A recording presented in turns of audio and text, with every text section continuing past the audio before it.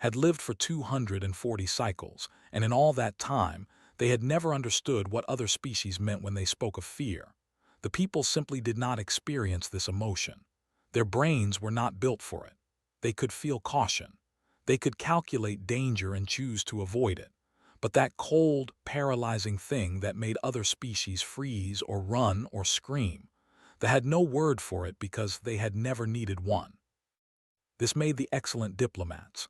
They could walk into any situation, face any species, and remain perfectly calm. The Galactic Council valued them for this gift. When a new species needed to be studied and evaluated, the Council often sent an observer, and so found themselves assigned to Convergence Prime, a massive space station where dozens of species came together to trade and negotiate. Their mission was simple: observe the newly contacted species called humans and write a report. Had read the preliminary files before arriving.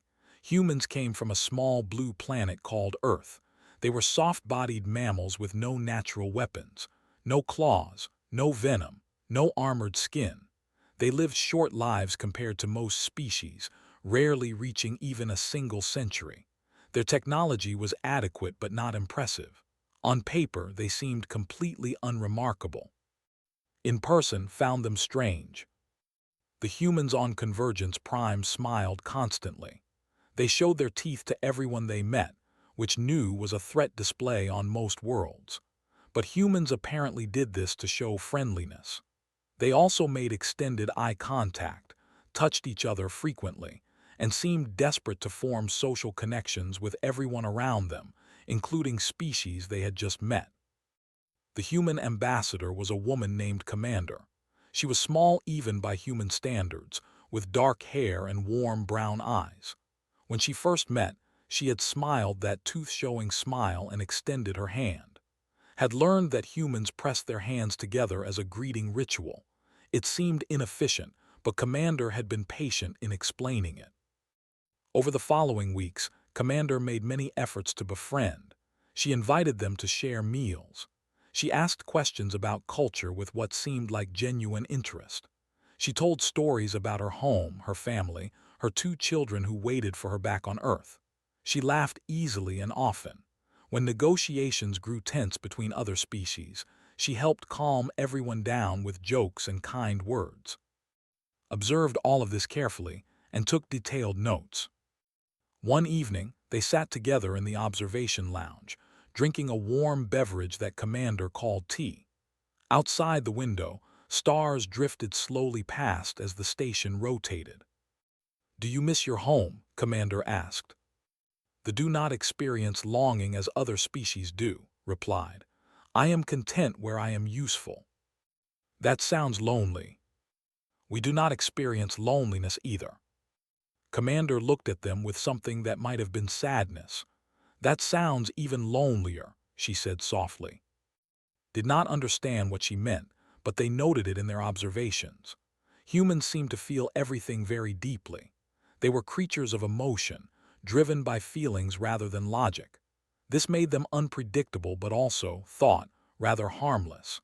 A species that stopped to comfort strangers and missed their children so much that it showed in their eyes was not a species that posed any threat. They began writing their preliminary report that night. They described humans as social, cooperative, and eager to please. They noted the humans' lack of natural weapons and their short. They concluded that humans were a fundamentally harmless species whose primary survival strategy was forming alliances and using simple tools. The Galactic Council had nothing to worry about. Was in the diplomatic wing when the alarms began. The sound was harsh and loud, designed to cut through any conversation and demand immediate attention. Red lights flashed along the corridors. Stopped walking and listened to the announcement that followed. A hostile force had breached the station. The Dominion raiders. Around, other species began to react. The small and fragile immediately sought hiding places. The Han, tall and analytical, began calculating the nearest escape routes. Even the staff started moving toward the secure areas, following protocols designed for exactly this situation. They were a predator species. They had evolved on a harsh world where only the strongest survived. They had 8 limbs, venomous fangs, and armored bodies that could withstand most weapons. They raided other species for resources, slaves, and sport. They were considered one of the most dangerous species in the known galaxy. The announcement continued. They had taken control of the lower commercial sectors. They had hostages. Over 200 beings from various species were now trapped with the raiders. Felt their mind begin calculating options. The logical response was to retreat to a secure area and wait for the station's security forces to resolve the situation. This is what they would recommend. This is what they would do. Then they saw Commander. The human woman stood in the middle of the corridor. She was not running. She was not hiding. She was speaking into a communication device, her voice low and rapid.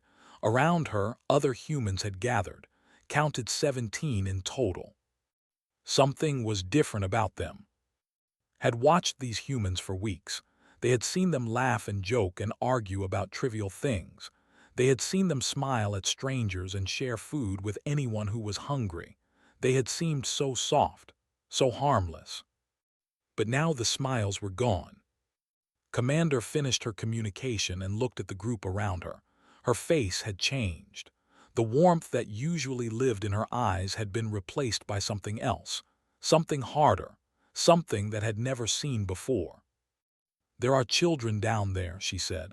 Her voice was quiet, but every human heard her. Families, people who came here thinking they were safe. Nobody spoke, nobody needed to. The humans began to move, not toward the secure areas, not toward escape pods. They moved toward the danger, toward the... Stepped forward. "Commander, what are you doing? They are apex predators. You have no armor, minimal weapons. You cannot possibly..." Commander turned to look at them. Her eyes met, and something in that gaze made them stop speaking. "We don't leave people behind," she said, "ever." Then she was moving again, and the other humans followed her, watched them go. They watched the way the humans moved differently now, their bodies tense and focused. They watched a young human engineer whose hands were visibly shaking, but who did not slow down or turn back. And deep inside's mind, in a place that had been quiet for 240 cycles, something stirred, a sensation they could not name, a wrongness that seemed to spread through their body like cold water. They did not understand it, but for reasons they could not explain, they began to follow the humans into the dark. The corridors leading to the commercial sectors had been damaged in the initial attack. Emergency lights flickered overhead, casting strange shadows on the walls. Smoke drifted through the air from somewhere deeper in the station. The normal sounds of Convergence Prime had been replaced by distant alarms and the echo of running footsteps. Stayed behind the group of humans, watching them move through this broken landscape. They told themselves that they were following for diplomatic reasons. An observer should observe. But something else drove them forward too, something they could not name. Commander led the group. She moved with purpose, checking corners before turning them, signaling silently to the humans behind her. Had never seen military hand signals before, but the humans seemed to understand each other without words. They had stopped talking almost entirely. When they did speak, it was in whispers so quiet that could barely hear them. They had studied many predator species during their long life. They moved like hunters because they were hunters. Their every motion spoke of power and aggression. But watching the humans now saw something different. They did not move like predators. They moved like something else, something patient, something waiting. A noise ahead made everyone freeze. Footsteps, heavy footsteps that could only belong to a... Commander pressed herself against the wall and held up a closed fist. Every human stopped instantly, becoming perfectly still. Tried to do the same, pressing their body into a doorway. The patrol passed the intersection ahead. 3 warriors, their 8 limbs carrying them in that distinctive scuttling motion. They were talking to each other in their clicking language, their voices confident. Why would they not be confident? They were apex predators who had just taken a station full of helpless prey. Waited for the humans to remain hidden until the patrol passed. This was the logical response. Stay concealed, avoid contact, wait for help. Instead, Commander made a different signal. 3 humans broke away from the group. They moved so quietly that almost missed it. One moment they were there, and the next they were gone, slipping into the shadows like smoke. Watched them climb into the maintenance passages above, their soft bodies folding into spaces that seemed too small for them. The patrol continued forward, unaware. Then something fell from above. Did not see the first kill clearly. One moment the rear warrior was walking with its companions. The next moment a human had dropped onto its back, arms wrapped around its neck, and there was a sharp cracking sound. The collapsed without making a noise. The other 2 warriors spun around, but they were already too late. The remaining humans struck from the shadows with weapons that could not identify at first. Then they realized what they were seeing. The humans had taken pieces of the damaged station and turned them into killing tools. Metal pipes, broken glass, electrical cables, things that should not have been weapons had become weapons. The fight lasted perhaps 4 seconds. When it ended, 3 warriors lay dead on the floor and the humans were already moving again. They did not celebrate. They did not speak. They simply continued forward as if nothing had happened. Stood frozen in the doorway. Their mind tried to process what they had just witnessed. They were one of the most feared species in the galaxy. Their warriors trained for decades. Their bodies were built for combat, and 3 humans had just killed 3 of them in moments, using garbage as weapons. "Are you coming?" Looked up. Commander had noticed they were not moving. She waited at the end of the corridor, her eyes still holding that strange hardness. "I do not understand," said. Their voice came out wrong, smaller than usual. "They are apex predators, you are. You have no claws, no armor, no venom. How did you?" Commander walked back to them. Up close, could see that her pupils had changed. They were wider now, darker, making her eyes look like something different entirely. "We come from a world that tried to kill us every single day," she said quietly. "Everything on Earth wanted to eat us once. Big cats, bears, wolves, crocodiles, even the tiny things, the snakes and spiders and insects. We were soft. We were slow. We had nothing except our brains and our hands and each other." She paused and looked back toward the darkness ahead. "So we learned. We learned that anything can be a weapon if you need it to be. We learned that working together makes us stronger than anything that hunts alone. We learned that the thing hunting you can be killed. It can always be killed. You just have to want it badly enough." Thought about the preliminary report sitting, unfinished in their quarters. The report that called humans harmless. "They do not know this about you," said slowly. Commander's smile was not friendly this time. It was something else entirely. "No," she agreed, "they don't." The group continued forward. More patrols fell to the humans as they moved through the damaged station. The humans never attacked from the front if they could avoid it. They used the shadows, the ceilings, the maintenance tunnels. They turned the broken station into a maze of death for anything that hunted within it. Watched the young engineer who had been shaking earlier. His hands still trembled, but he did not hesitate when the moment came. He killed a warrior with a metal bar, his face twisting with effort and something that might have been grief, and then he continued forward. Afterward, saw him wipe tears from his eyes, but he did not stop. None of them stopped.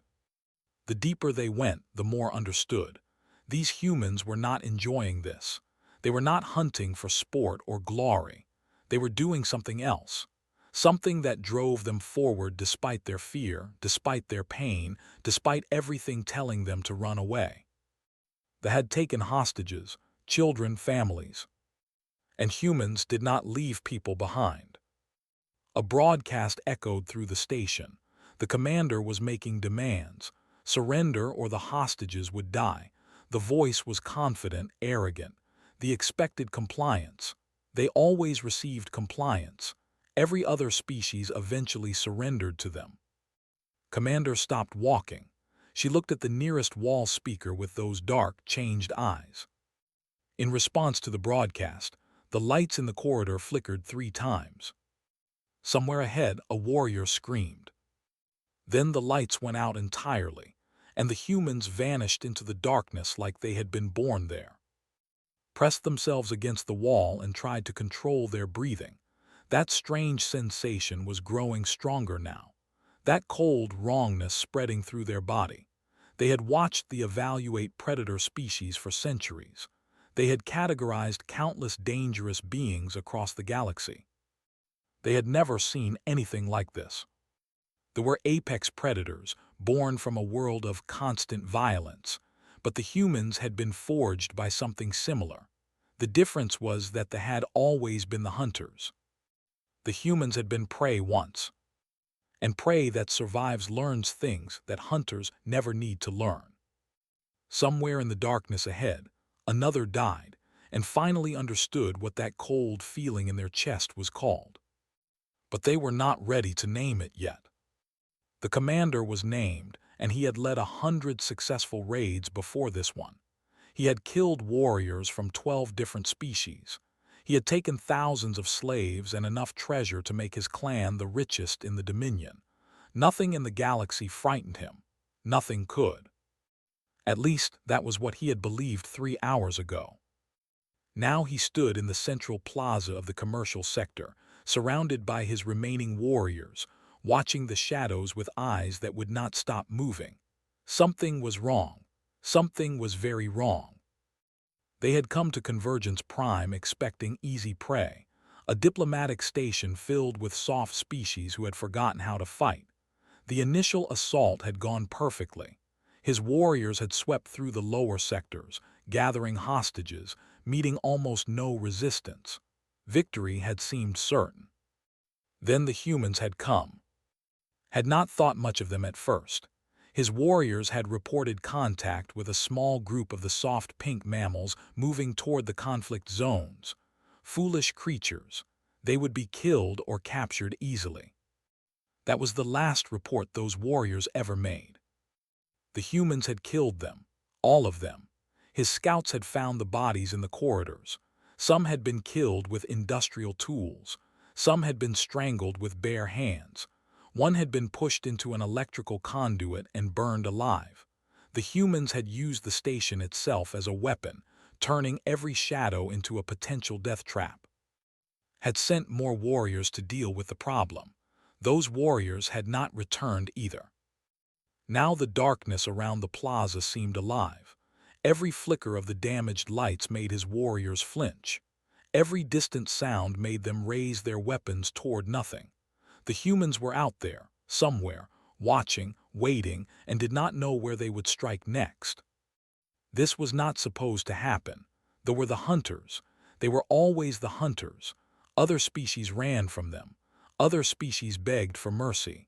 Other species did not stalk through the darkness, killing his warriors one by one like they were nothing. Watched all of this from a hiding spot behind a damaged vendor stall. The had followed the humans into the commercial sector, staying back, observing. They had seen things they would never forget. They had seen a human woman kill a warrior with a piece of broken glass, driving it into the gap in the creature's armor with such force that the warrior died instantly.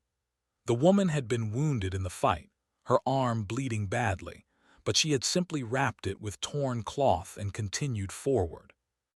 They had seen 2 humans working together to bring down a that outweighed them both combined.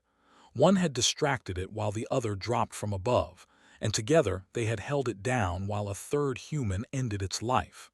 They did not speak during any of this. They did not need to. They had seen the young engineer from before, the one whose hands shook, corner a scout in a dead-end corridor. The had been larger, stronger, better armed. It had not mattered. The engineer had fought with a desperation that seemed to transcend physical limitations. When it was over, he sat beside the body and cried quietly for exactly 30 seconds. Then he stood up and kept moving. Did not understand humans anymore. Their preliminary report now seemed like a joke. They had written that humans were harmless, that their primary trait was social cooperation. But watching them now, realized they had only seen half the picture. Humans did cooperate, but they cooperated to kill. The inn the plaza had hostages arranged in front of them. Over 100 beings from various species, huddled together in fear. Children cried in their parents' arms. The elderly sat in silence, waiting for death. They were shields now, protection against whatever was hunting the hunters in the dark.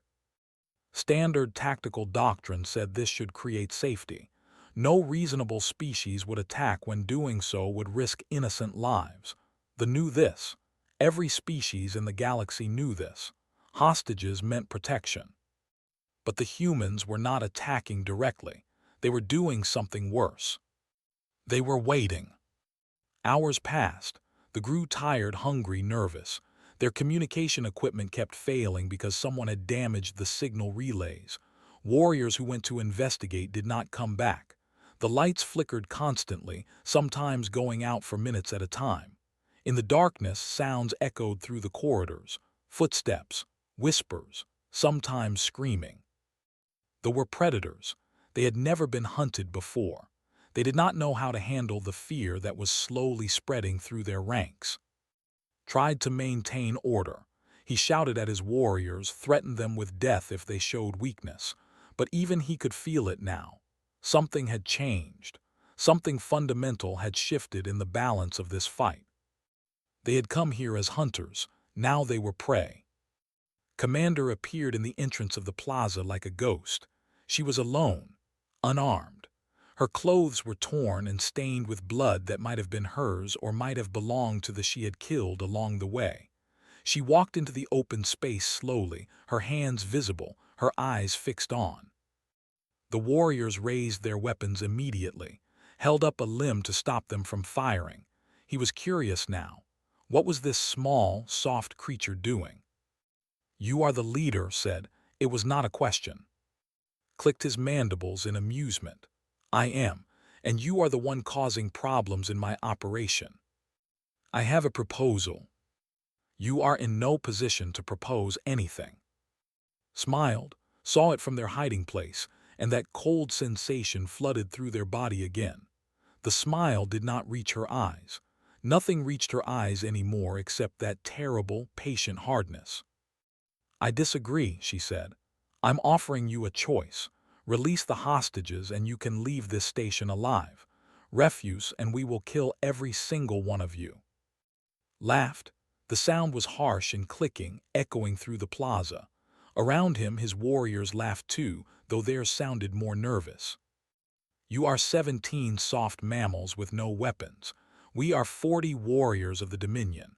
We have been killing since before your species crawled out of the mud. What possible threat do you represent?" Commander's smile did not waver. "Ask your dead," she said simply. Silence fell over the plaza, stopped laughing. The warriors stopped laughing. Everyone remembered the bodies they had found. The warriors who had not returned, the screams in the darkness. "You have one chance," continued. "Take it or don't. Either way, those hostages are leaving this station. The only question is whether you'll be alive to watch them go." She turned around and walked back toward the shadows. No one fired, no one moved. Watched her disappear into the darkness, and for the first time in 100 raids, he felt something new. He felt doubt. Watched from hiding as the commander tried to rally his warriors. He was shouting again, telling them they were the strongest, the most feared, the undefeated hunters of the galaxy. But his words sounded hollow now. The lights flickered again. Somewhere in the distance, a human laughed. It was not a happy sound. The assault came without warning. One moment, the plaza was quiet except for the frightened sounds of the hostages. The next moment, chaos erupted from 6 directions at once. The humans had spent hours learning the layout of the station. They had mapped every entrance, every ventilation shaft, every maintenance tunnel. They had positioned themselves perfectly, waiting for Commander's signal. When she walked into the plaza alone, she had not been surrendering. She had been distracting. While watched her, the others moved into position. The first wave came from above. 3 humans dropped from the ceiling where they had hidden themselves in the damaged framework. They landed on warriors and killed them before their victims could even scream. The second wave came from the floor. Humans emerged from maintenance hatches, striking at the legs of the nearest warriors, bringing them down where more humans waited to finish them. The third wave was Commander herself. She had never truly left the plaza. She had circled around in the darkness, and now she came its position with a metal rod in her hands and death in her eyes. They were trained warriors. They reacted quickly, firing their weapons into the chaos. But the humans were everywhere and nowhere, using the hostages' positions to limit the firing lines, moving between shadows with the skill of creatures born in darkness. Watched from their hiding spot, unable to move, barely able to think. Their mind had stopped trying to analyze what they were seeing. Analysis required categories, and what the humans were doing did not fit any category they had ever created. A human took a direct hit from a weapon and fell, but instead of dying, he grabbed the leg of that shot him and pulled it off balance. Another human finished the kill while the first one collapsed. He was still breathing, but barely. 2 other humans dragged him to safety while continuing to fight. They should have been losing, 17 against 40. Soft bodies against armored ones, improvised weapons against military equipment. Everything about this fight favored the. But the humans were not losing. They fought like nothing had ever seen. They fought without hesitation, without mercy, without the slightest consideration for their own survival. When one fell, others stepped forward. When weapons broke, they grabbed new ones from the bodies of their enemies. When they bled, they ignored the blood and kept fighting. A human woman threw herself between a warrior and a group of children. The warrior's blade cut deep into her shoulder, but she did not fall. Instead, she grabbed the blade with her bare hands and held it in place while another human struck from behind. Blood ran down her arms. She did not seem to notice. The young engineer was fighting near the edge of the plaza. His shaking hands were steady now, moving with a precision that seemed impossible for someone who had been trembling with fear hours ago. He killed 2 warriors in quick succession, his face empty of everything except focus. Commander reached. The commander was the largest of his warriors, a veteran of countless battles. He had killed beings far more dangerous than this small human woman. He raised his blade to cut her in half. She did not try to block. Instead, she moved inside his reach, so close that his long arms became a weakness instead of a strength. She drove her metal rod into the gap at his throat, the only spot where his armor did not protect him. Made a choking sound and fell to his knees. His 8 limbs twitched uselessly as he tried to understand what had happened. This was impossible. He was an apex predator. He could not be killed by prey. Commander stood over him, breathing hard, covered in blood and dirt, and things she would probably never want to remember. "We evolved as prey," she said quietly. "We remember what that feels like, the fear, the helplessness, the knowledge that something out there sees you as food." She leaned closer. "But we also remember fighting back. Every predator that hunted us we killed, every single one. Lions, tigers, bears, wolves. We drove them to the edges of our world.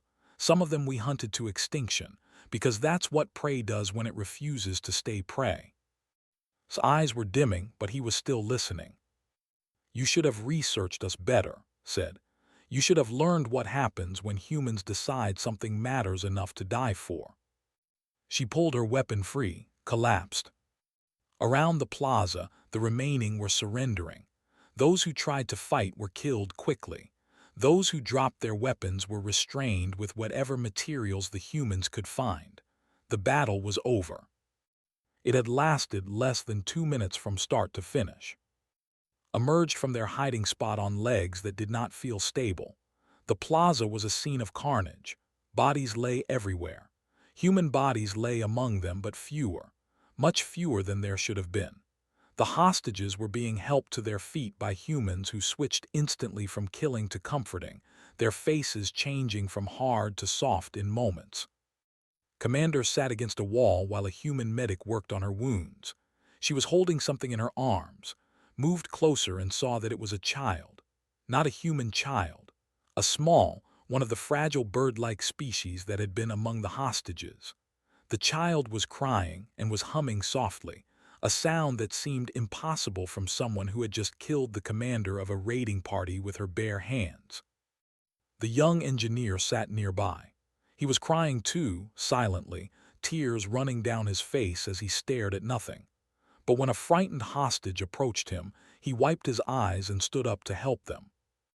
Watched all of this and felt that cold sensation spreading through their entire body. It was stronger now than ever before.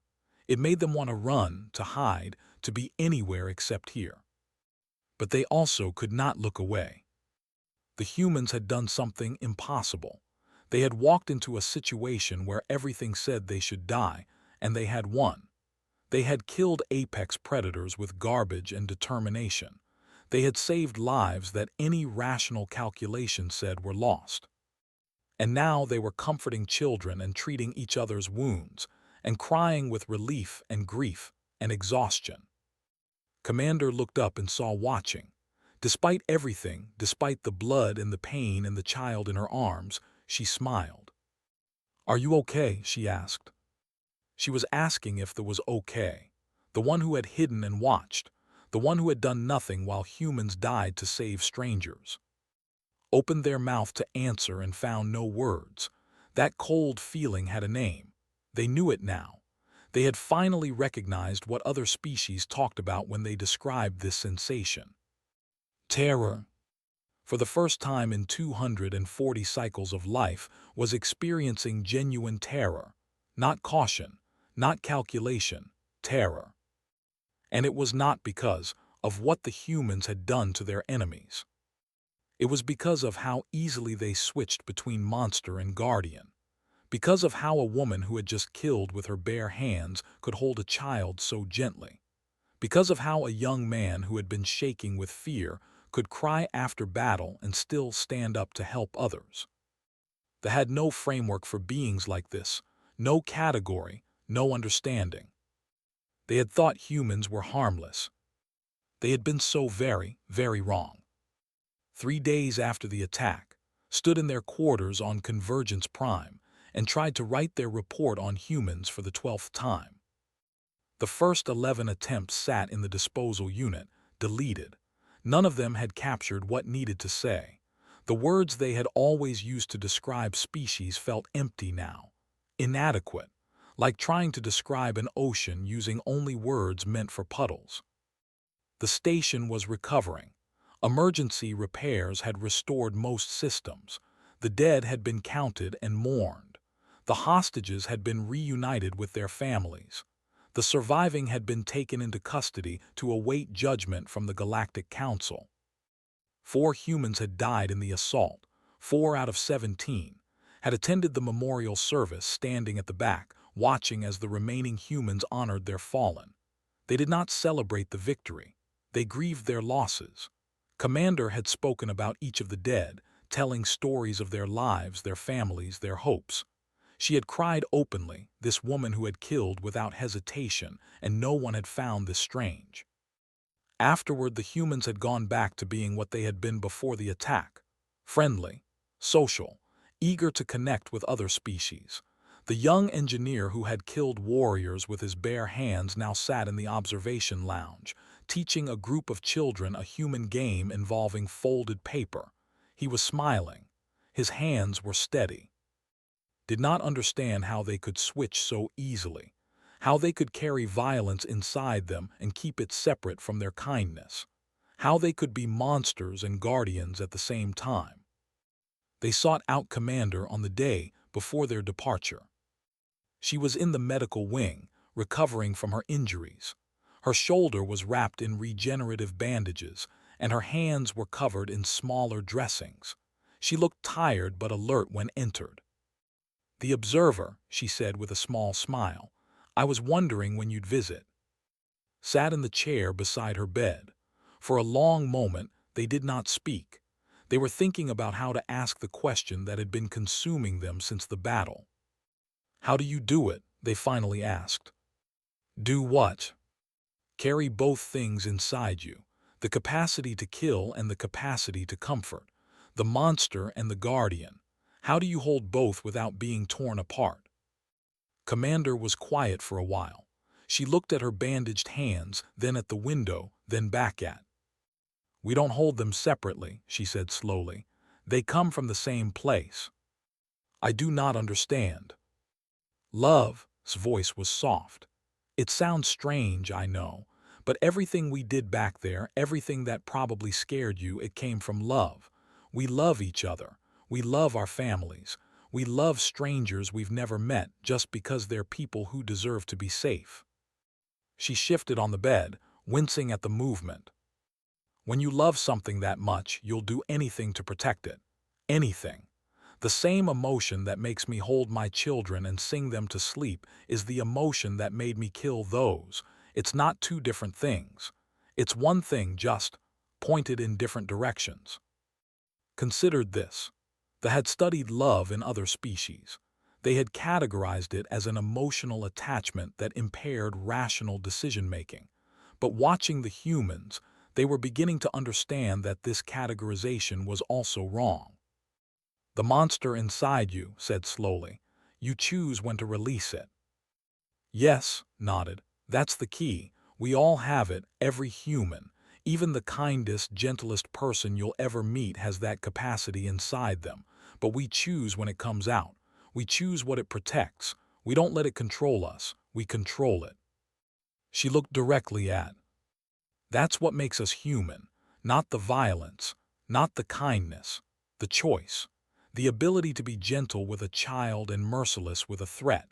The ability to cry for our enemies after we've killed them. The ability to hold both truths at once and not be destroyed by either." Left the medical wing with more questions than answers, but something had shifted inside them. Some understanding was beginning to form, even if they could not fully express it yet. They spent their last night on Convergence Prime walking through the station. They watched humans interacting with other species, sharing meals, telling jokes, making friends. The same humans who had killed with such terrible efficiency now moved through the world with gentleness and warmth. And everywhere they went, other species seemed drawn to them. The children followed the young engineer around like small shadows. The hand negotiators sought out human company in the observation lounges. Even species that had fought against humans in the past seemed to want their friendship now. Understood why. The humans offered something that most species could not. They offered genuine warmth, genuine interest, genuine connection. They wanted to be friends with everyone they met. And knowing what they were capable of, knowing the power they held in check, made that friendship feel like the safest thing in the galaxy. Be protected by humans, and nothing could hurt you. The next day, boarded their ship and began the journey home to space. They sat in their cabin and finally wrote their report. It was shorter than expected, just a few paragraphs that would be projected before the full council.